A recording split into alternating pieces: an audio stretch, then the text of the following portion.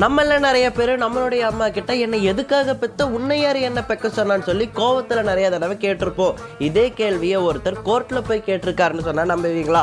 2019ஆம் ஆண்டு மும்பையை சேர்ந்த தொழிலதிபரான ரஃபேல் சாமுவேல் அப்படிங்கிறவர் அவருடைய அம்மா அப்பா மேலேயே என்னுடைய அனுமதி இல்லாம என்னுடைய அம்மா அப்பா என்ன பெத்துட்டாங்க, இதனால நான் நிறைய கஷ்டப்படுறேன், அதனால அவங்க மேல கேஸ் போறேன்னு சொல்லி அவங்க அம்மா அப்பா மேலேயே கேஸ் போட்டிருக்காரு. கோர்ட்ல அவர் என்ன சொல்லியிருக்காருன்னா, என்னோட அனுமதி இல்லாம எங்க அம்மா அப்பா என்ன பெத்ததால நான் நிறைய கஷ்டங்கள் அனுபவிச்சிருக்கேன், அதோட என் வாழ்நாள் முழுவதும் ஆகக்கூடிய மொத்த செலவையும் எங்க அம்மா அப்பா தான் ஏத்துக்கணும், அதுதான் அவங்களுக்கு தண்டனை அப்படின்னு அவர் சொல்லியிருக்காரு.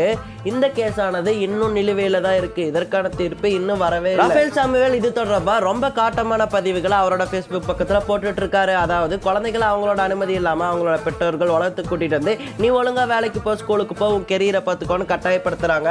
ஒரு பொம்மைக்கு பதிலாக குழந்தைகளை அவங்களுடைய பெற்றோர்கள் வளர்க்குறாங்க. இது ரொம்ப தவறான விஷயம் அப்படின்னு பக்கத்துல